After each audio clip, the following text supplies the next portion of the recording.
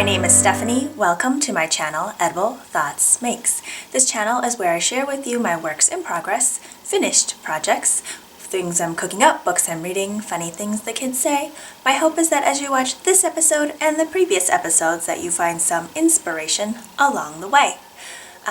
In April, I had filmed a series of vlogs. I did it for about a week, just to bring you a little bit of hopefully some peace and joy, some nature, some knitting and crocheting, and just some colors.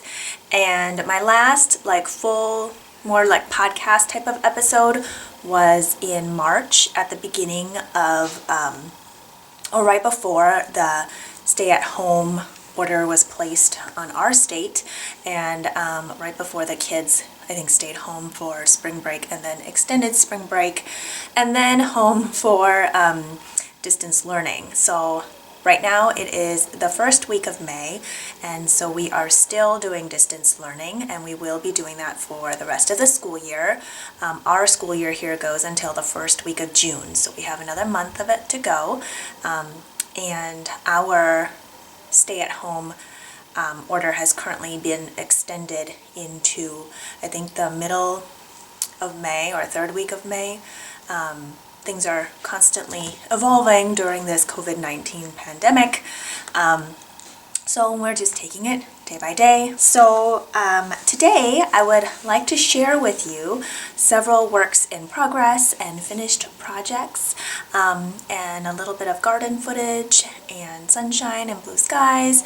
I hope you are all doing very well. I will probably be filming this in little segments, just because, well, the kids are home and interruptions are bound to happen, and but I think if I can maybe break it up into sections, then it will be a little more feasible, and I will feel less like I need to speak faster and faster to squeeze it all in. So here we go.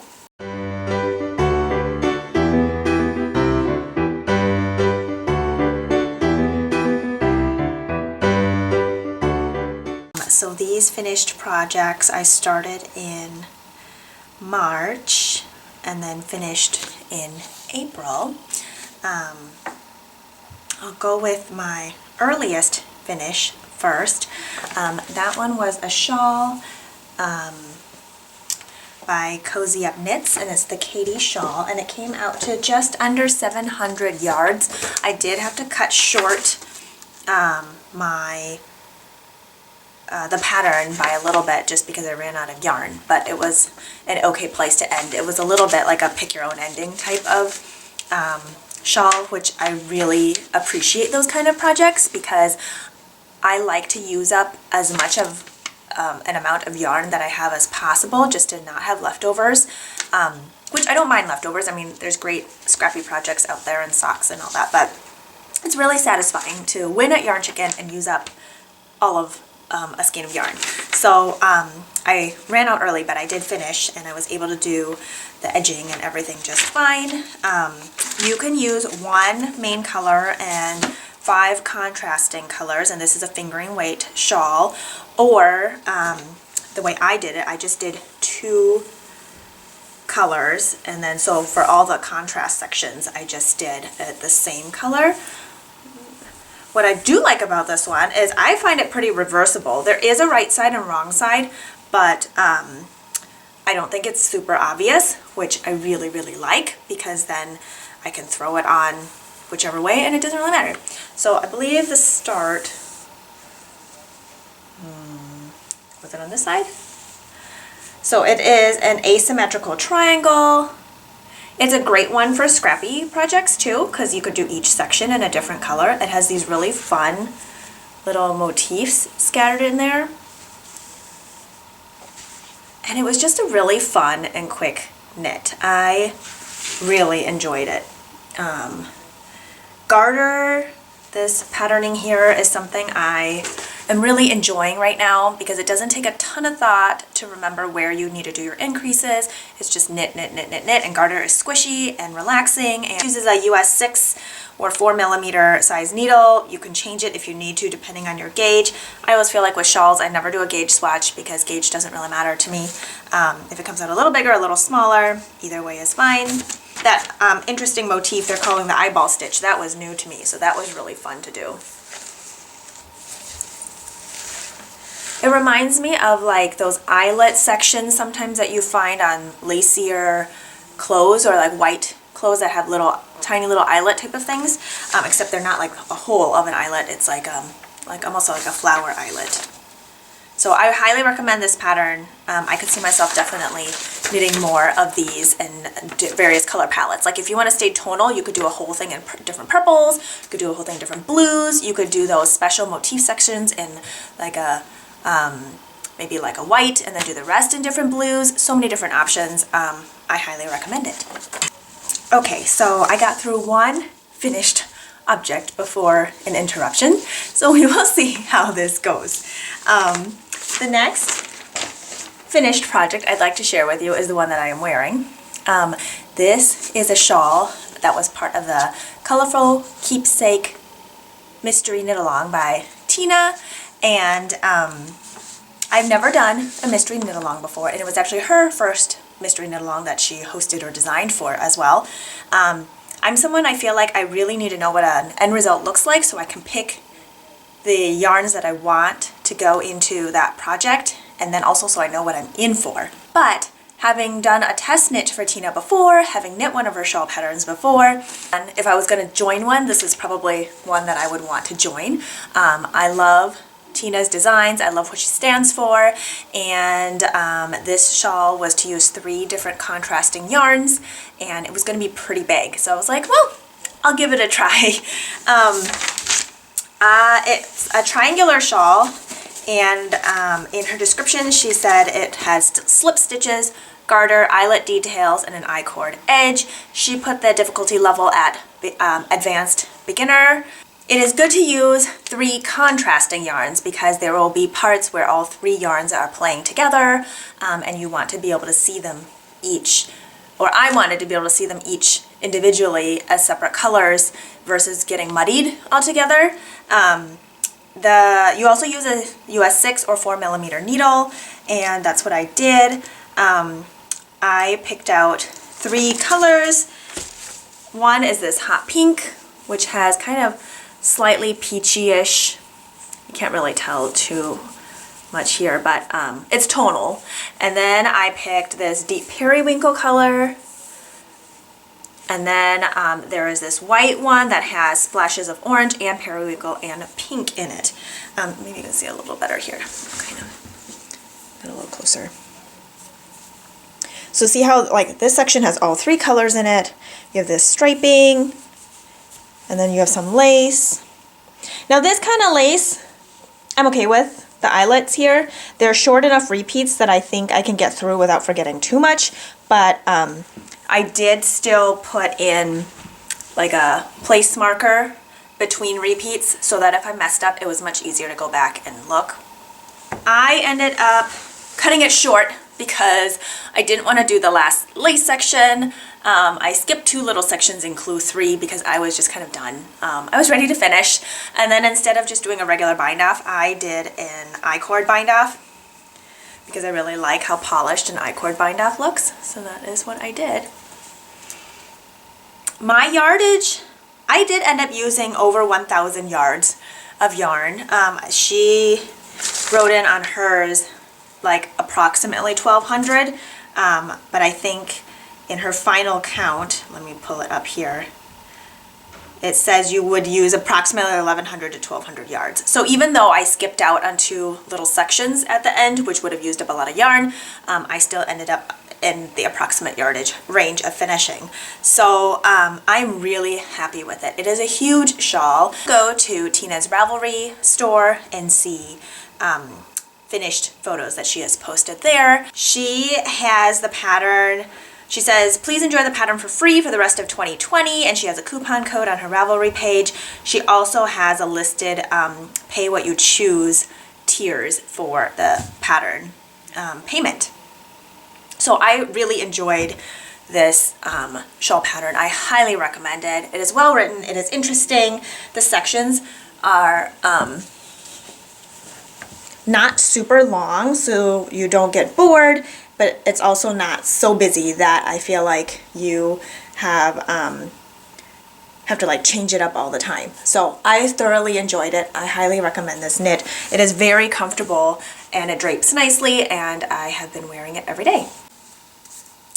So I was interrupted again. Maybe I will be able to get into some of my works in progress, but maybe not as many of them as I was hoping to share with you, because I have several. The other finished project I'd like to share with you is my throw over, and that is by Andrea Maori. It is part of her sweater knit along, and it's a new pattern that she put out. It is a top-down circular yoke type of sweater, which is the sweaters I like to knit. There is color work, and it is worsted weight yarn, so it works up quickly. It's interesting. The color work section doesn't use up a ton of yarn, so if you have scrap yarn, that's a great place to use it. And so when I was figuring out my yarn colors, I knew I didn't have enough of the main color compared to the yardage that she has listed in her pattern, so I knew it was going to be a slightly cropped. I just didn't know how long my sleeves would end up being, like how much yarn I could allot for the sleeves, but it worked out really well. I will show it to you here. I use this peachy color plus a very vibrant yellow, and then a fuchsia magenta purple color, and then my main color is this dusty purple. Now the 3 skeins I used for the main color were all very different. So for the yoke I didn't alternate skeins, but for the sleeves and the body I did. But here you can see this big line between like a more purpley purple and then a lighter purple. I think it's fine. It's just what happens when you use hand-dyed yarn. But I haven't done any like modeled or worn photos of it yet, because I need to fix something in the back. So after I blocked it, I realized there was a dropped stitch in the yoke. So I was wondering why it was so loose in one section, but it ended up being a drop stitch, and I panicked for a little bit, and then I just let it sit there because it wasn't going to do anything else while I was sitting there. And then I just need to slowly kind of hook those sections in so that I end up with the same number of stitches compared to like the other repeating parts of the pattern. So it's like loosely kind of tied off there from the inside there, but you can see there's kind of like a big gap here. I just used some of the ends that I hadn't tied off yet to kind of secure it loosely so it won't go anywhere else, but that was kind of a surprise. But yeah, it's like very gently secured there, but I will put it on to show you. Oopsies. So I did end up, oops, I knocked into a plant there. I did end up being able to make actually quite comfortably length sleeves. I did not do all the decreases because it made the arms super skinny. I think I just ended up doing one of the decreases from what was in the pattern. I picked up 2 extra stitches in the armhole, so I did that decrease, and then my next decrease would have been the decrease as written in the pattern. So then I did no more decreases, and I think I had to do one more decrease right before the cuff so that it would end up even for the ribbing. But yeah, so mine ended up maybe a little bit longer than 3/4 lengths sleeves. You'll see that it is slightly cropped here. It hits right at my hip bone. I did the smallest size, 34-inch circumference. It says the sweaters are intended to be worn with approximately 2 to 6 inches of positive ease. I didn't measure to see where mine is, but I feel like mine might have came out a little bit smaller, but just like basing it off of like how my sleeve circumference was. But I love it. I think it is really comfortable. The color work came out really beautifully. It is so flat, like the fabric came out really nice. So I'm very pleased with it. I like how the collar isn't super high on my neck. Like some crew necks I feel like can sit really high, but this one is not. I think it lays really nicely here. So again, I just need to fix the color work in the middle of the back section where I had the drop stitches. But this is a sweater that I love how it turned out. And oh, the sleeve length here, you can see it hits right above my watch, which is nice because I always wear a watch. And unless the sleeves are like extra long, it's kind of annoying when they like just go over the watch because then the watch goes in and out, in and out. But I'm always pulling up my sleeves anyway because with kids you're always washing your hands or doing dishes or whatever. So having them a little higher is fine. I can also roll up the cuff if I want it a little bit shorter. But I envision wearing this sweater over dresses in like cooler summer evenings or in the autumn. And in the winter, if I want to put on a very thin long sleeve, I might be able to. I'm not entirely sure because the sleeves might be too snug to do that, but I could definitely wear it over like a tank top or something like that, and then corduroy pants or something. But I'm very happy with this make. It is super comfy, and it is in a lot of my favorite colors. So I recommend this pattern as well. It comes in 9 sizes. So the smallest is a 34-inch bust circumference. Largest is a 66-inch bust circumference. Worsted weight in 4 colors, have 1 main color, and then your 3 contrast colors. Ribbing is done in the US 6 or 4 millimeter, and main fabric is done in US 8 or 5 millimeter. And I did use the recommended needle size. So I felt like the pattern was well organized. And at the end there is a schematic so that you can kind of check your yoke depth, sleeve circumference, finished body length, finished bust circumference, your lower sleeve circumference. I did not do any of my measurements afterwards to kind of see where they matched up with that. I have a feeling they might be a little bit smaller just because my sleeve circumference, I didn't end up having to do the rest of those decreases. Otherwise it would have been way too snug. But again, that could have just been my gauge. I did not do a gauge swatch before I started because I was limited on the amount of yarn that I had. Could I have used different yarn? Probably, but this is what I wanted to use. So I was gonna make it work, and I did. So just that little fix I have to do in the back, otherwise it is ready for wear. So let's get into the works in progress.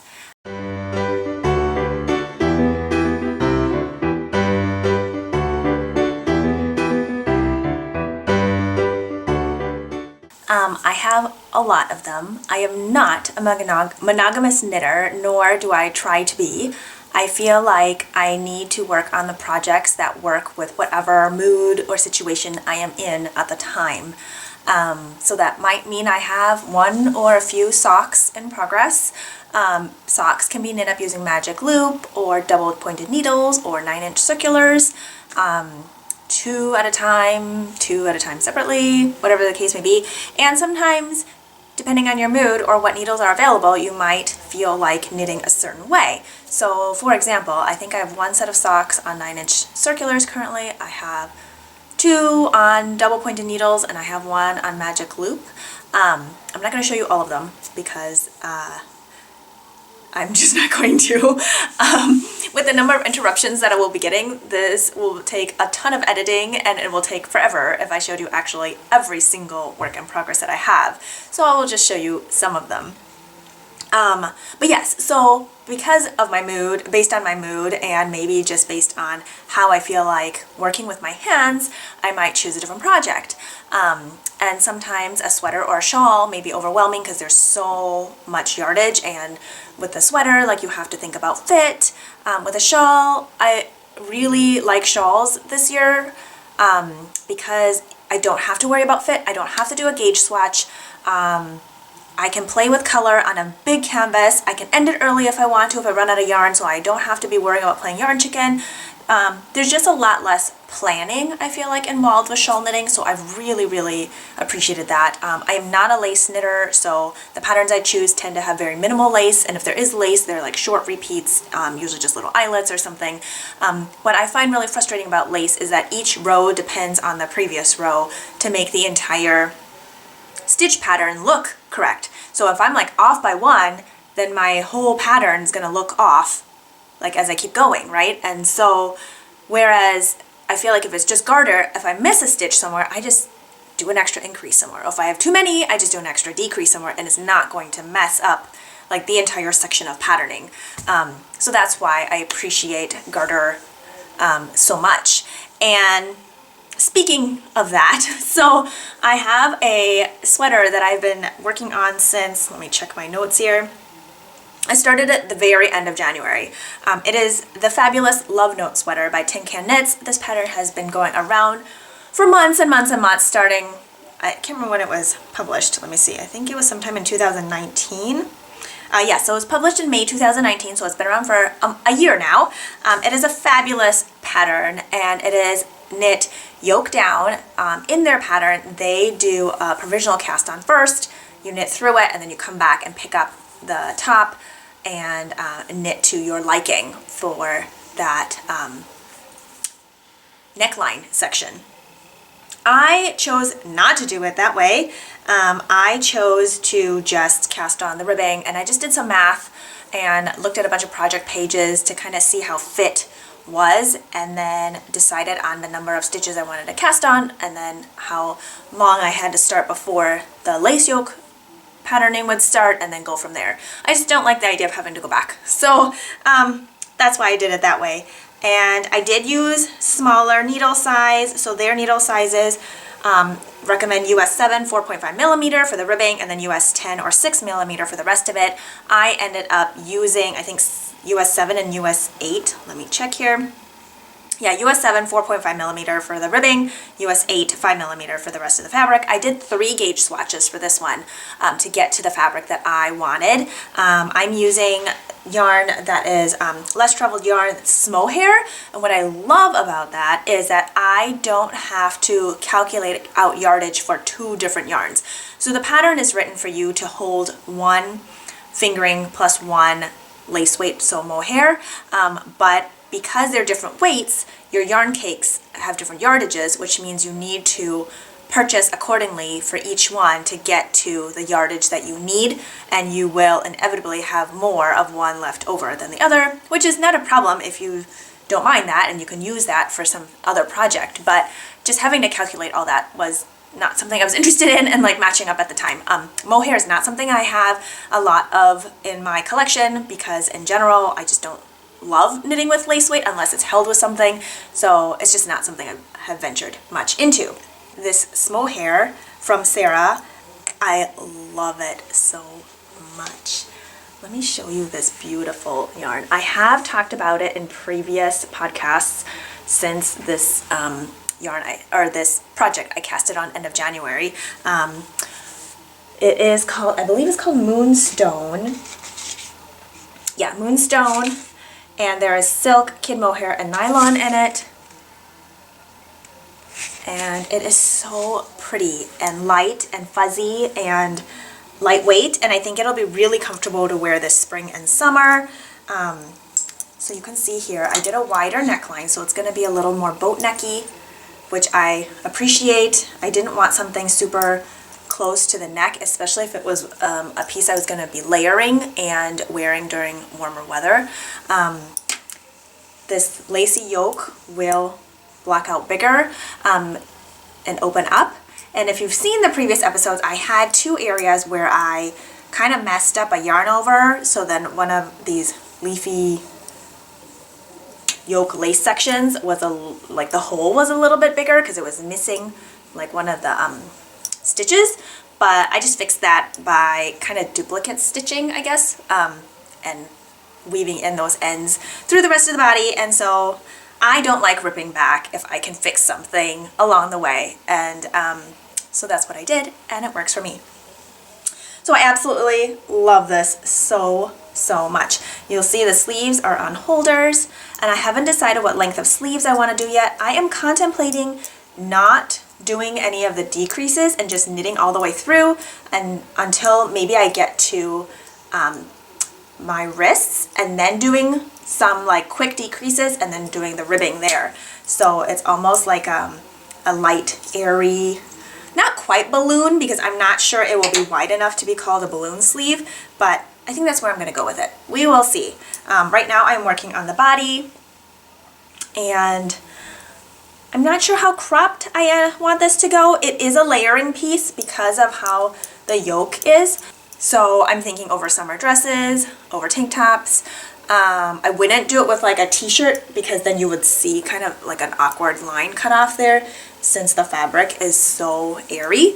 But yeah, that's the plan. So I am really looking forward to finishing this off maybe in May. That would be my plan. I think previously I had said March, but you know, a lot has happened since March, and so I don't hold myself super accountable to these mini goals because they're just mini goals to kind of give myself an idea of how I want to plan out my projects. And if things happen, things happen, and if things don't happen, they don't happen, and it's okay.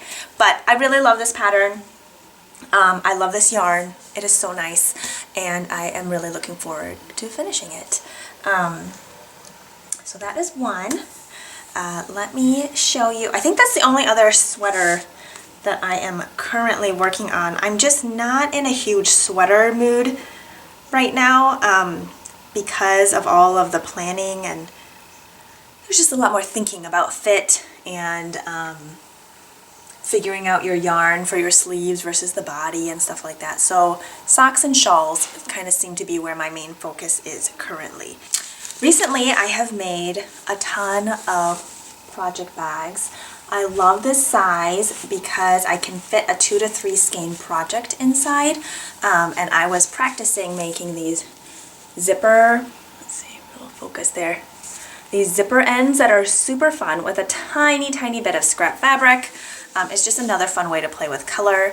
The tab at the end can also use a scrap piece of fabric, and then it's been fun doing coordinated inside and outside. This one has lime green with these clothespin dolls and the floral fabric on the outside. I do use interfacing to make the sides stiffer. I don't have fusible fleece, but I feel like that might be a fun option at some point. So in this project bag is this beautiful minty yarn with these delightful speckles of blue and orange and some green. This is yarn by Colleen at Little Lion Head Knits. Oh, and before I forget to mention, I probably won't talk about every single yarn that I have used. All of that information is on my Ravelry project pages. I am pretty meticulous about putting in notes for the project pages because it helps me keep organized. And also, as a maker, I often look into project pages of other projects that I might want to make so that I get an idea of colors people have used, yardages people have used, just how it knits up, if people had any issues with any certain sections. I find that really valuable, and so I like to do the same for others. So you will see project pages for every single project I have made, and my notes will be in there. And so if you're curious about any of that, usually I will link to that in the show notes below. It will just have a link to my project page, but if I am able to, I will also list out every single individual project under like finished projects, works in progress, things like that, so that it can be easier for you to find as well.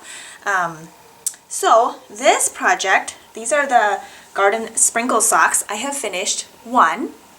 This is part of Joanna at Stitching the High Notes, her knit along. She's doing a knit along until I think end of May. I don't remember exactly, but it is to make all things Beatrix Potter related. It can be stitching, knitting, crocheting, whatever fiber art you are into at the moment. These garden sprinkle socks I absolutely love, and the yarn color is called Garden Gnome, so it fits right in with all the garden-y themes.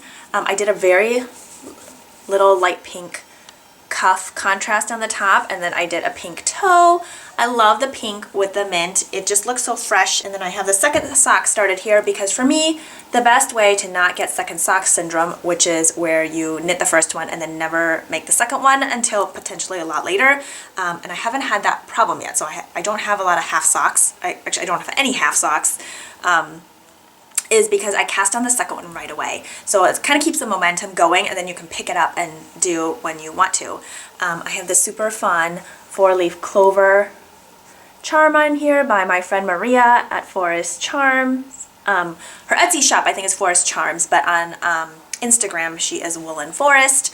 I just absolutely love her charms. They are all nature inspired and they are really well made and they are just right up my aesthetic alley. So love these socks, super fun. I really like the length that I knit these at. I just feel like they're really comfortable and I can tuck like leggings into them. It's super comfortable and I enjoyed doing the slip stitch heel flap and gusset is nice here. I feel like I've gotten really good at picking up stitches and not having holes, and it's very satisfying to see this gusset.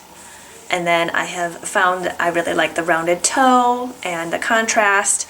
I think I probably could have even started the toe earlier or just made this like did a few more rounds in stockinette before doing the decreasing, because I think it could be fun to have a little bit bigger of a contrast toe, but I'll do that on the next pair of socks. Let's see, well I guess I'll just keep going on socks. I'll show you my other pair of socks that I recently cast on and then we'll go into a bunch of shawls.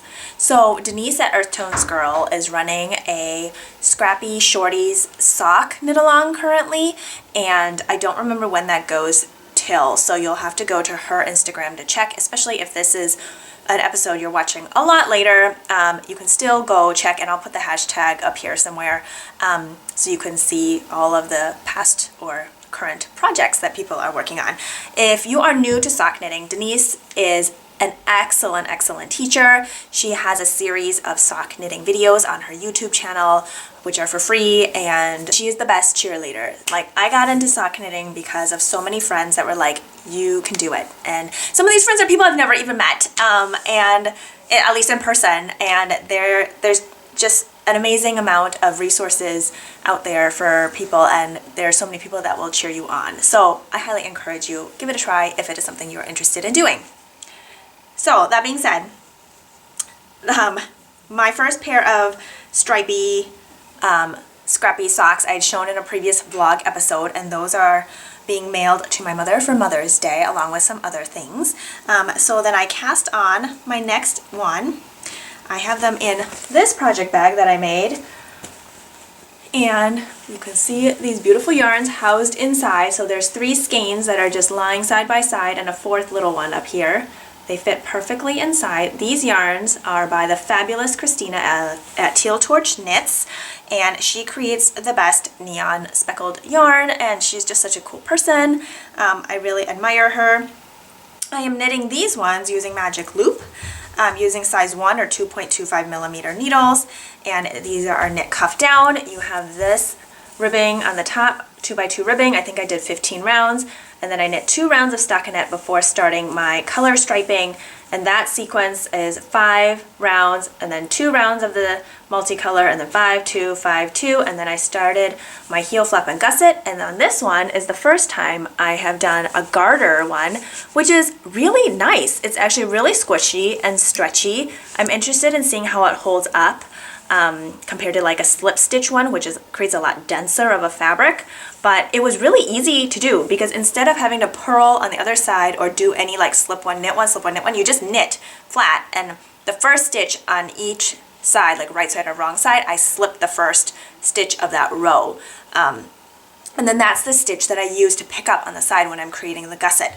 So it was really simple and I really enjoyed it. I might do it on more socks.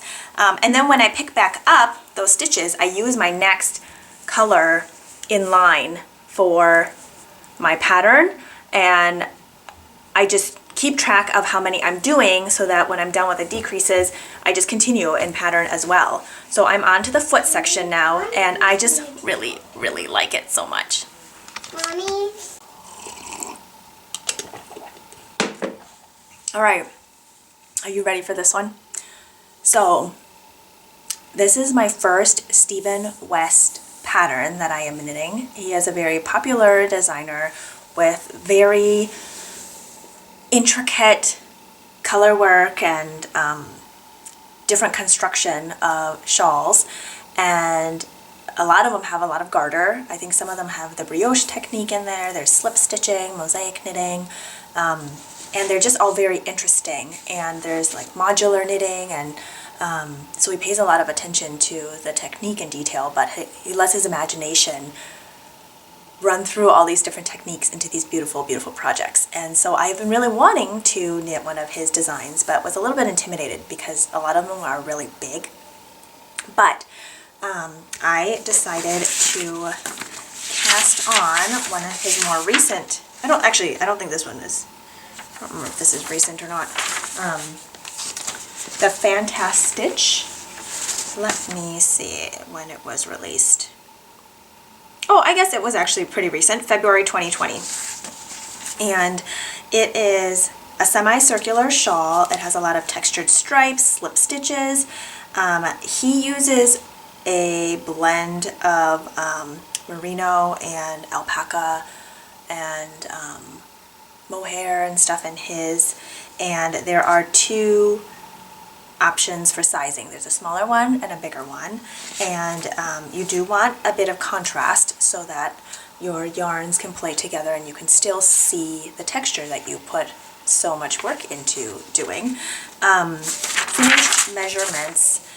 For the smaller one, you'll end up with a 78-inch wingspan. For the larger one, it's 96 inches, and I think the depth along the center, it'll either be 23 inches or 29 inches. So that's a pretty large shawl, and it may change depending on your tension. So I think there are, let's see, 1, 2, 3, 4, 5, 6, 7, wait, 1, 2, 3, 4, yeah, 7 different colors in his main one, but he also tells you how much yardage you need for each one, so you can swap out different things, you can add on more. Of course, you won't know specifically how much yardage you use for each section in the shawl, so that is actually something that I measured as I went, because I wanted to know that if I were to make another one and I wanted to swap out colors for different sections, how much yardage I might need. I did the first little bit that called for mohair, and then I remembered why I don't have much mohair at home. I do not like knitting with mohair like held by itself. It's really annoying.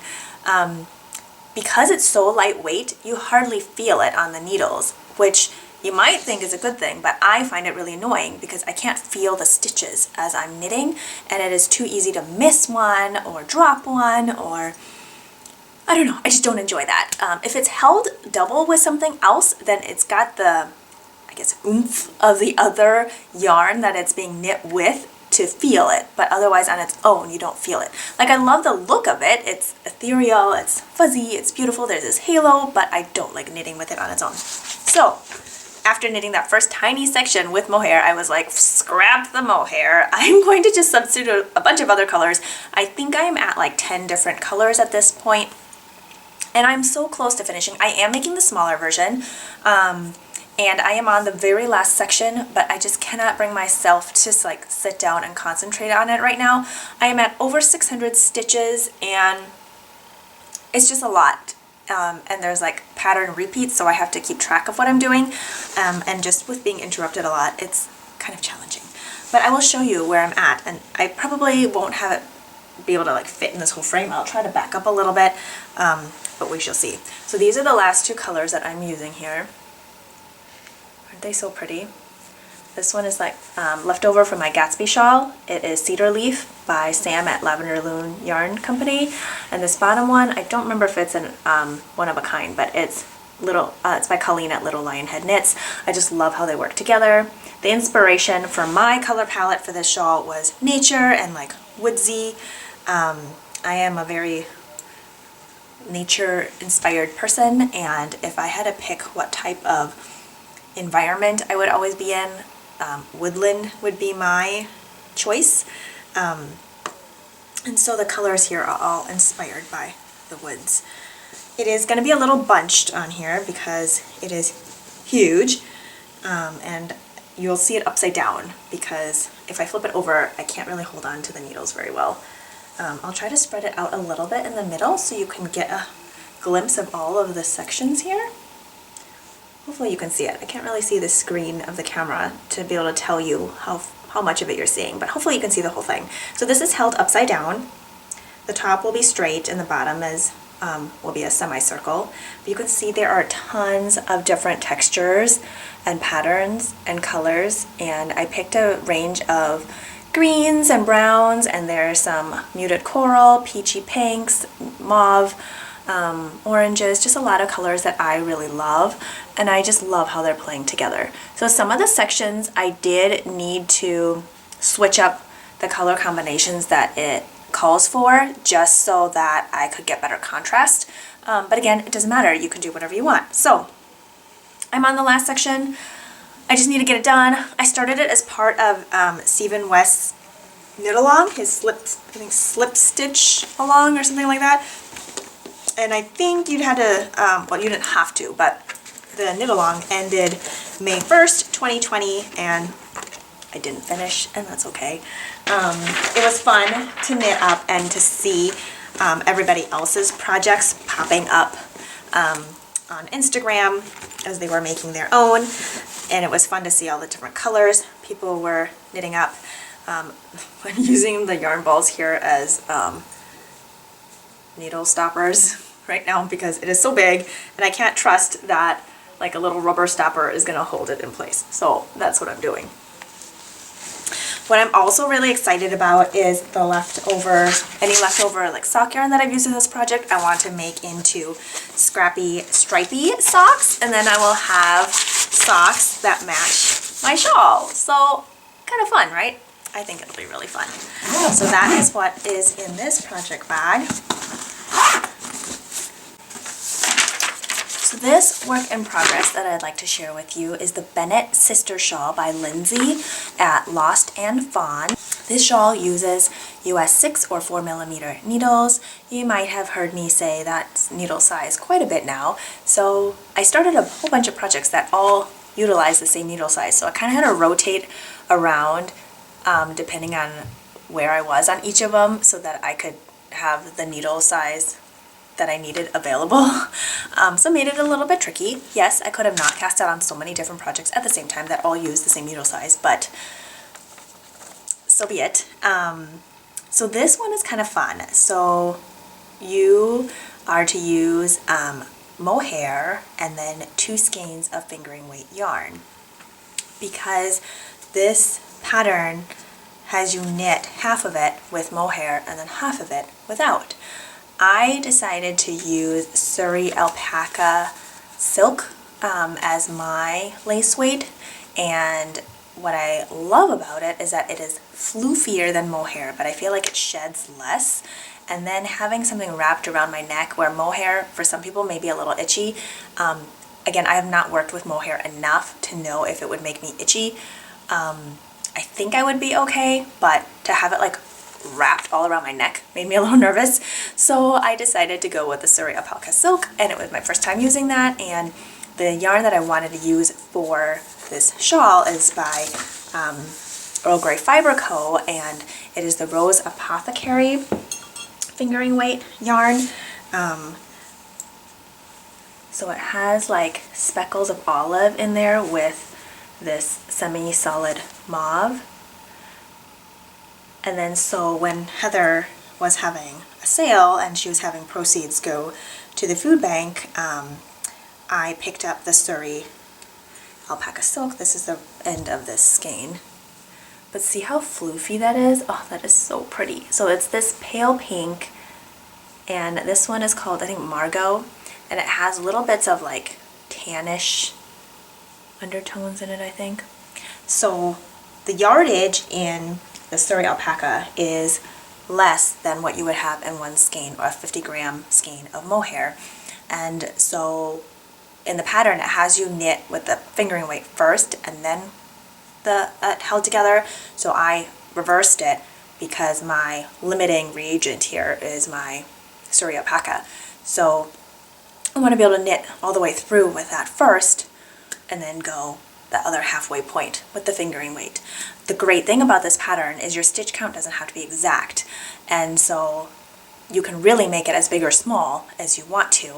And since I want to be able to use up all of my one skein of the Surrey alpaca, I am doing that first, and it is turning out really nice. I'm gonna see if I can hold it up for you. It is getting bigger, not as big as the other one that I just talked about, but it is getting bigger, so it might be harder to see. And so, let's see, which way is the top? I think this way. So I'm kind of in the middle now here.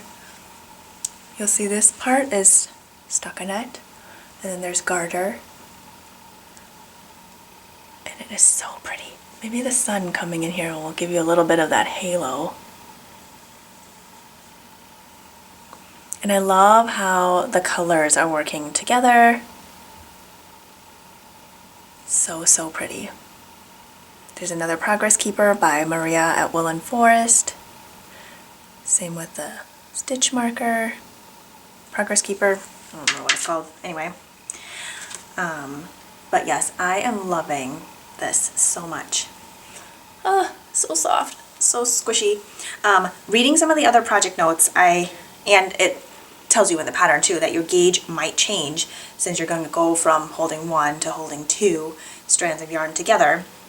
So the way I am dealing with that, especially since my Surrey alpaca is a little floofier than what mohair is, I am using one size smaller for my needles for the part where things are held together, and then going up a needle size for the other side. So my other side will be using the US 6 as called for in the pattern, and then the parts that I've held double are on US 5s. So we will see how that works out. I'm debating on whether or not to put a lifeline down the middle when I start the transition over, so that if in case it just doesn't work out and I need to go back down a needle size or whatever, I can rip it out more easily. Almost to that midline point, as you can see with my Surrey alpaca, I don't have a ton left, and I think I'm right on track. I have been weighing my yarn as I go just to make sure I don't run out before I want to run out.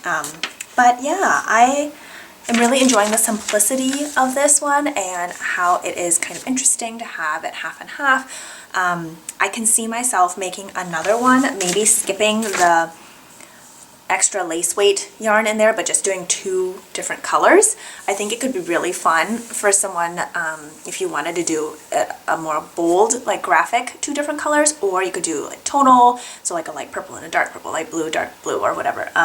I also thought it would be fun to make one maybe yellow on one side and blue on the other, so kind of like a sunny side or sunny day vibe to it, or you could do like one side super variegated and then one side solid. Anyway, there's lots and lots of options, and then you don't even have to stick with just fingering weight yarn. I mean, if you wanted to make it heavier weight, you could do DK, you could do sport, really you could do whatever you wanted. So I am really enjoying it. I like how it's written up, it's clear, it's concise, so I highly recommend this.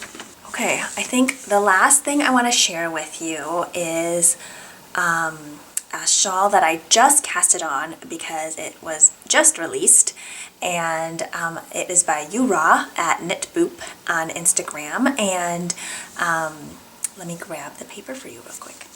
It is named Bom, which is spring in Korean. So this shawl is asymmetrical, and it will use 2 colors but doesn't use 2 full skeins of fingering weight yarn. So if you have little bits of leftover, not little bits, I guess like a little more than half left over of other skeins, you can use those. You do want them contrasting. You will be doing slipped mosaic stitches and a little bit of lace at the end. This pattern is available for free, and it is knit in one size. Blocks out to approximately 78 inches wingspan by 16 inches deep, so it'll be a really nice one to either just lay over your shoulders and put that longer skinny end around your neck, or like wrap it around on the front with a triangle part in the front. And after knitting so many really big shawls, like I didn't think that I was ever going to be knitting like a shawl that would be over 800 yards, much less close to 1,000 yards. So I'm kind of really looking forward to this one where it is less than 500 yards. And you use a US 5 or 3.75 millimeter, and the mosaic stitching kind of goes throughout. I think the beginning has some garter, then mosaic, and then the lace. But I am really looking forward to knitting this one up, and I believe there are written and charted instructions, which is really great because people learn and knit in different ways. And she said the flower sections were inspired by red buds, and the combination of colors I have I think is perfect for that. Here's the solid color that I will be using. And then here is the speckled other one that I am using. And then this is the very beginning of it. I have a teacup and saucer progress keeper on there that is also by Maria at Woollen Forest. But I'm loving how this is working up already. I love these speckles in here. This yarn was gifted to me by a dear friend, and she says this dyer is taking a break from dyeing yarn currently, and I am just so excited, and I feel so lucky that she gifted this yarn to me so I could give this dyer's yarn a try. And the names of the yarn I'm using are Girls Night and XOXO. So, love it.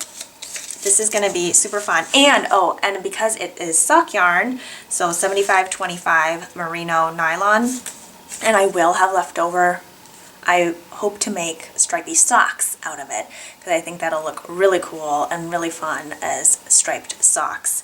Because for each one, I think I will end up with a little less than 50, maybe a little less than 50 grams, or maybe about 50 grams left of each one, so I can make great socks with those. So I think that is all that I have to share with you today. Hopefully I didn't talk too quickly. I know there were sections that I started speeding up. I was talking because I was trying to cram stuff in before getting interrupted again, but such is life. And hopefully this inspires you to create or make things that you want to, and hopefully it brought you a little bit of joy. Playing with color brings me so much joy, and making things that I can wear or my family can wear, or just things that are functional and beautiful, bring me a lot of joy. So with that, cheers to being creative, and I hope you have a wonderful day. Stay safe.